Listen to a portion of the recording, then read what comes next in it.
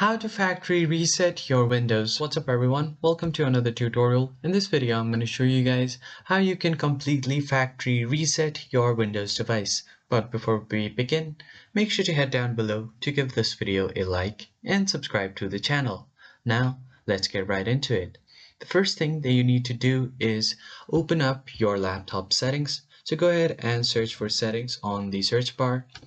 And once you open up your settings, all you need to do is head over to the Systems tab, and now from here just scroll down until you see Troubleshoot, and right below Troubleshoot you will see Recovery. Tap on it.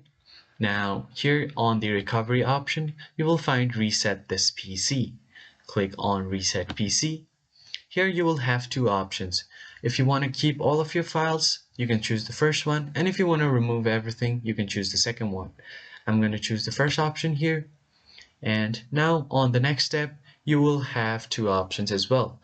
If you want to cloud download, you can do the first option, and if you want to locally reinstall Windows from this device, you can do this as well. So if you choose the cloud download option, you just have to follow the on-screen instruction, keep tapping on next, and your PC will be completely reset. So that's pretty much it for this video, guys. I hope you found this helpful. If so, hit like, share, and subscribe button. I'll see you guys on the next one.